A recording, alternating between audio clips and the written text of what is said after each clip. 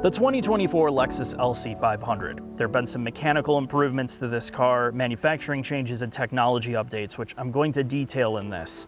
Getting the opportunity to get back in here and detail some of the changes, I'm really looking forward to that, and I hope I can bring something to the table for people that are interested in this car or own it. So let's start with the exterior. I am in the LC500 convertible bespoke build, which is something new they've added for 24. They did it with the coupe already, and what that allows you to do is customize this car's exterior and interior so you can mix and match color options that you couldn't before and features that were kind of locked down. To add that benefit, you have to pay about $5,500 during the build process, and then you wait for it to be built in Japan and shipped here to your local dealership.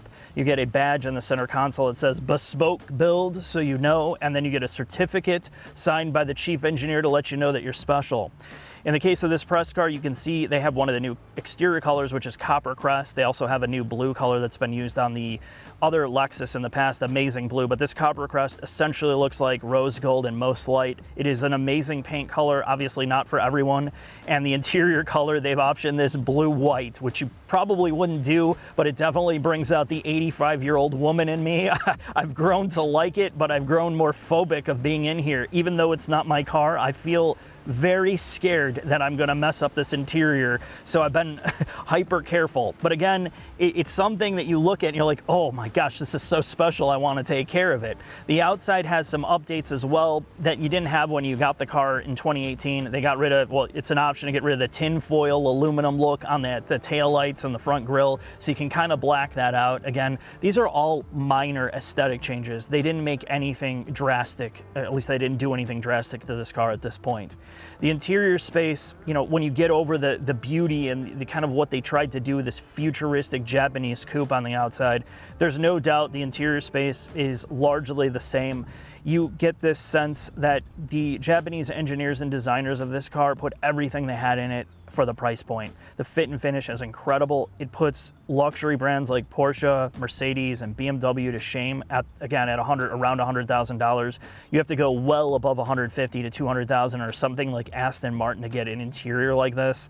And you just sit in here and marvel at the stitching, the fit and finish of the materials, the alloys, the way everything is bolted together, and the isolation solidness. So again, this is the best thing Lexus has ever done, and I was really hoping that they'd carry a lot of these changes over to some of their newer products in terms of physicality, like a physical door pull to pull the door closed, physical door handles, the way that they flow all the materials together. So they really did an amazing job here on the LC, and it's something you're going to take with you for the next 10 to 20 years of ownership if you want to keep this. So you want to know what the changes are on the inside. Well, they ditched the mouse pad interface that they had before, and the screen that was inlaid in the dash has now been brought out to be the forefront because this is Toyota connected with a touchscreen. It's mucked up the dash quite a bit. You can see that it is essentially an afterthought. They had to figure out how to do it, and this was the only way they could do it with the existing design. It's definitely a downer, but once you get over it, the technology works way better. The infotainment is way faster. You get Google Maps built in with the subscription. Your Android Auto and Apple CarPlay wireless work almost instantaneously. The audio system is still amazing for what this is in terms of cabin space, but they have ditched the CD player, which I did use before for SACD or DVD audio if you're one of those people, but you know, most people aren't going to care about the CD player being gone. They have also kind of cleaned up this center console here. You now have a 360 camera, which is really one of the biggest updates to this car that people were complaining about, because the hood is so long and you can't see it from your driving position. It really does help you prevent curbing or hitting the bumper. It just is a safety feature. You have a direct button here to hit your seat heaters and coolers, but all your HVAC is otherwise physical. Again, all the other controls are hidden here for the top. The top is very quick to act, and you can put it up and down at a roll under 25 miles an hour, which is really handy if you want to put it down and it gets windy or cold. The other thing is the top does have 3 times the amount of durability cycles to normal Toyota and Lexus things because they learned their lesson from the old SC. It's just 3-layer top, so it's very quiet, and the hydraulic aspect of this car is probably going to last the life of it. You know, you're going to have, again, 100, 200,000 miles on this car if you keep it forever, and all these systems should continue to work. And that's really what this Lexus mentality of this car was. And they've made some other manufacturing improvements to engine mounts. Of course, supplier changes in terms of the wheels have changed, tire options have changed as well. But right now, I'm going to take you in the shop and detail some of the other things before we take it for a drive. All right, let's take a trip down memory lane and give you a crash course. In 2018, the LC500 came out. It's built on Toyota's GAL platform, which is long wheelbase or luxury platform. It's shared with the Lexus LS and then the Toyota Mirai. Now, this is the most expensive version with the most amount of aluminum and CSMCs or carbon material. It's still a big, heavy car. There's no doubt about it. It's a luxury GT.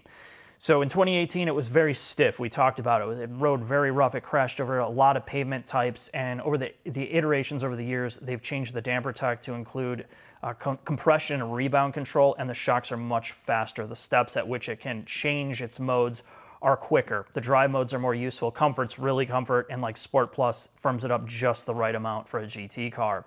Then they introduced the convertible, and the convertible was there because most luxury coupes do better as convertibles in North America. It's well known. So when you look at the production numbers now, they make more convertibles than they do coupes. Problem with the convertible is they lose a lot of structural rigidity cutting off the top of a big car like this, and it still struggles, and we're going to talk about that in the drive, but they have added about 75% of the rigidity back through multiple braces, front, middle, and rear. They added a lateral damper at some point, but now that is standard across all the LC500 convertibles. They have also had to sacrifice the rear steer module in here because they can't fit it, and there's no VGRS. The Torsen is optional, however, on this car.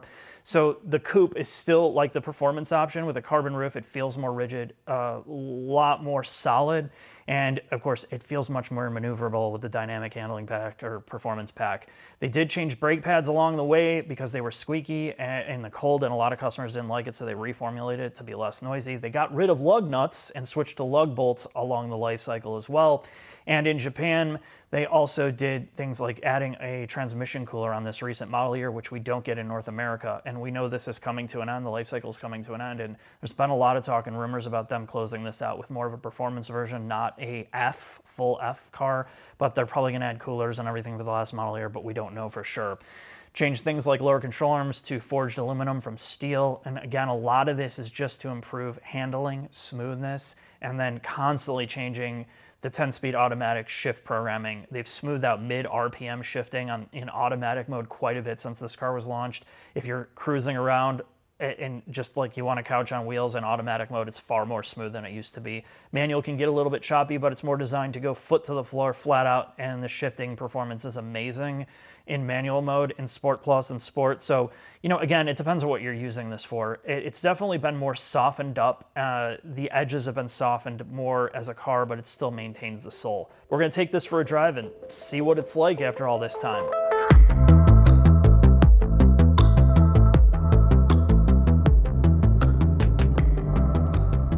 Ask and you shall receive, Jack. Motomachi's finest, Mark.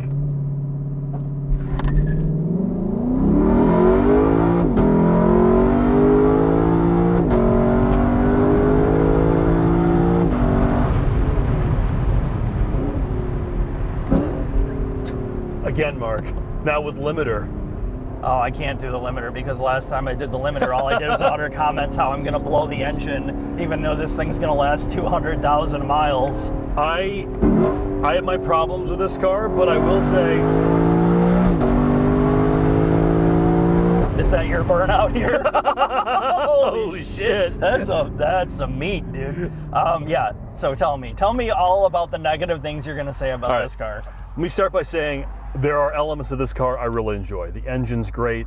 It is a very funny car to drive because all it wants to do is lose the back end, even without a diff. As you're probably about to demonstrate. Oh no, you're being respectful. Oh, there we go.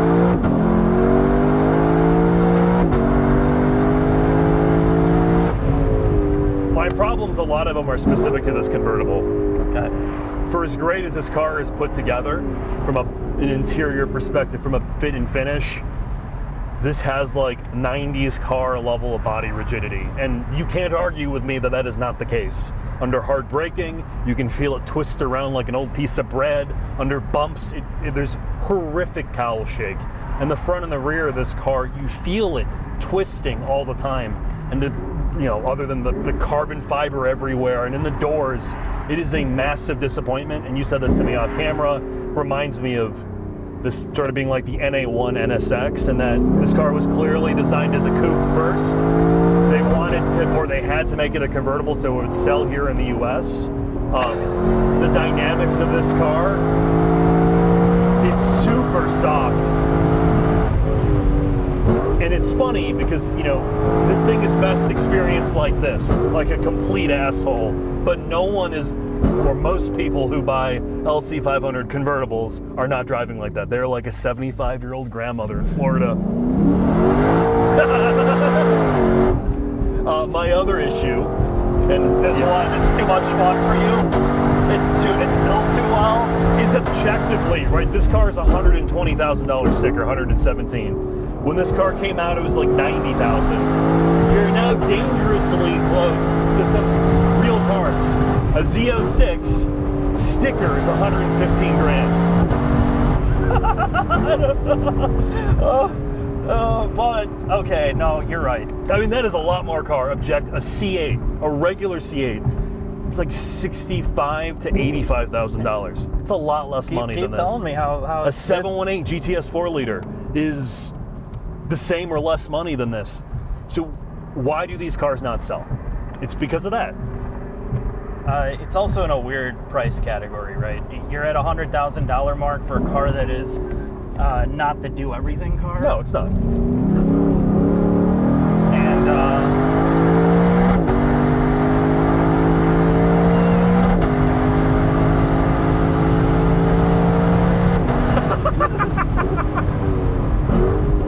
I mean, okay, I will admit, that is the best part about this car, is the way it sounds.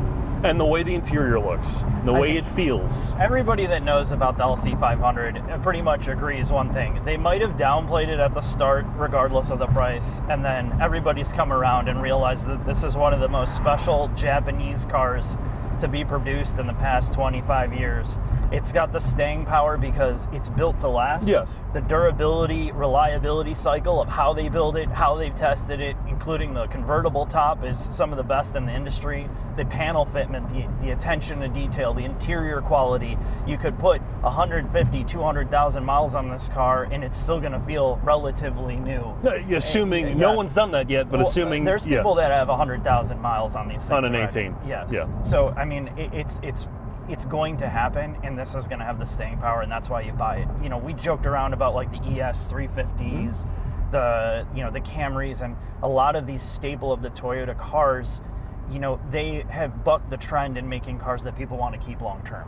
This is their pinnacle rear-wheel drive version of all those cars that brings that to the table of not making a luxury disposable product. And yes, they're taking a massive long wheelbase luxury platform that is way too heavy and turning it into something that probably it shouldn't be, and then cutting off the roof, at least on the convertible. I will agree with you. The first time I drove this again, and it's been a while since I sold mine, I got it and I'm like, man, this does not ride great.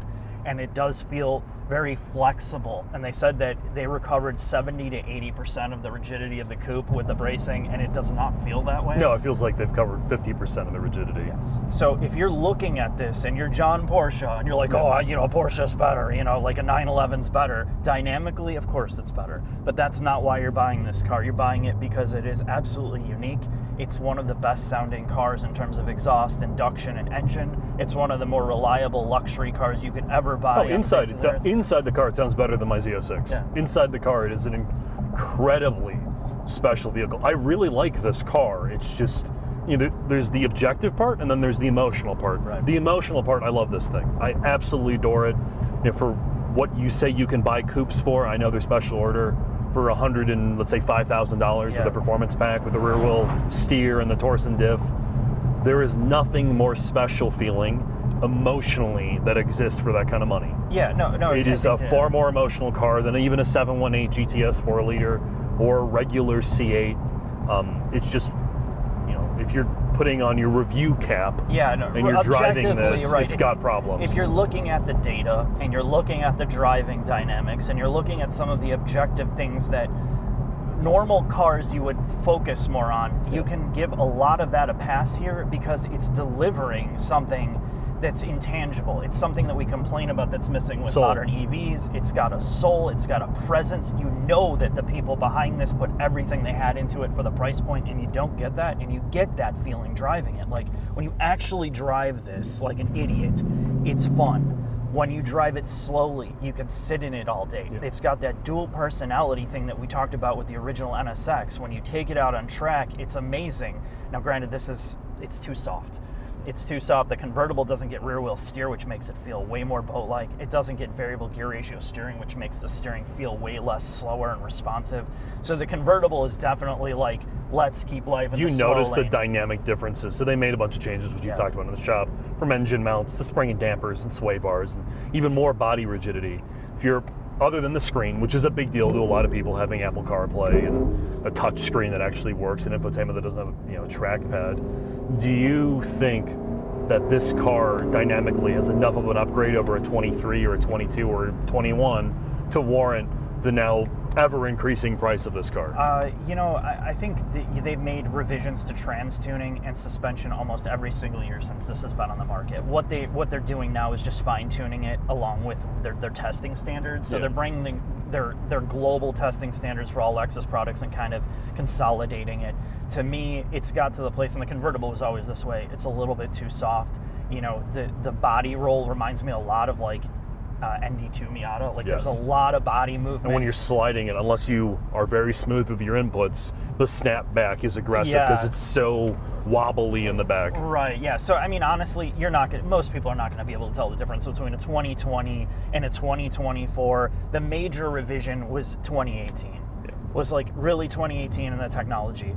You know, again, is that what you want? Do you want to be able to build a bespoke build of like what color interior you want? Do you value that part of this car, and you value the emotional experience? It's one of the best cars you can buy on the market today, because, you know, a lot of the other cars, the C8's a C8. Yeah. You know, like it is what generic. It is. It's generic. 718 is like, it feels like Kmart in the inside compared to this. The 911 is its closest, somewhat and natural. It's way more money. Yes, it's way more money, and, you know, it doesn't feel as like it was a Porsche. It's very cold, very German. This has some like something going on, despite it not being the best. The Japanese are not known to be the warmest people, yet they built a very emotional, fun two-door car. Yeah.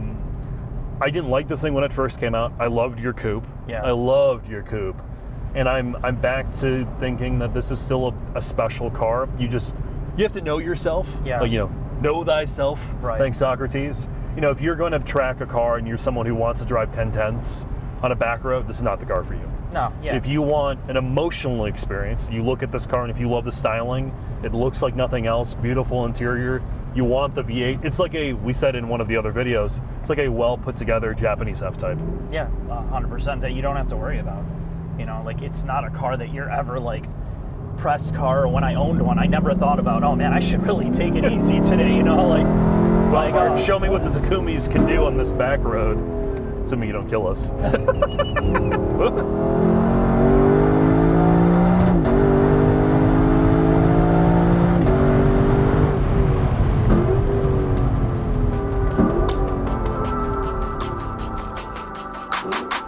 Final thoughts on the 24 LC convertible. Since we're in the bespoke version, I'll speak to that first. The production numbers are so low on this that most of the customers that go to the dealership, they're built to order anyway.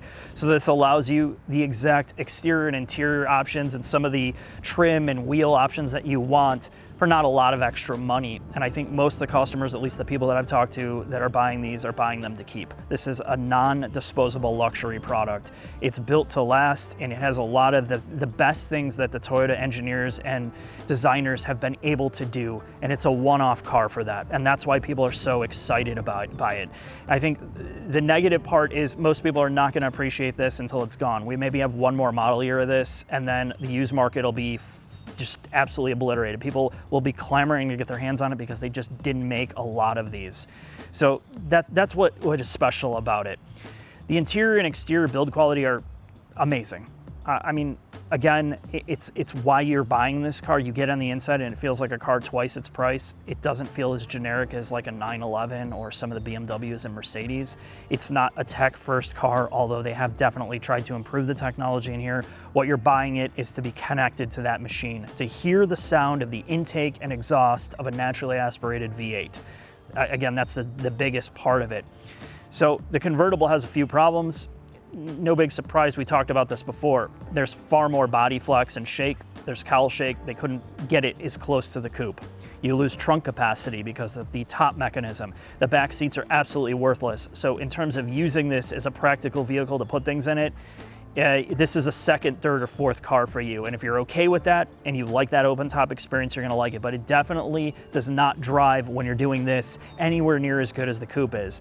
You lose rear steer and VGRS in this, and it feels like a much bigger car compared to the coupe with the dynamic handling package or performance package. So if you really like driving and turning the wheel and you like that isolated, more structural integrity, you buy the coupe with the carbon roof. So this is great for cruising around, pounding on it straight, and just feeling the world around you. The top design is amazing. It's so isolated with the top up, with the 3-layer. It's really quiet for what it is. The top is great. You can drive around and put it up and down even while you're rolling at a slow speed. So practicality-wise, in terms of that, I love that. Again, it depends on who you are, what you appreciate, and what you really want out of a car like this. I'll be honest, most of the manufacturing improvements or the updates are so minute that, you know, you could get a used one of these if you could even find one, and you're gonna get all the joy out of this car. I'm gonna leave it at that. Thanks for watching. I'll see you next video.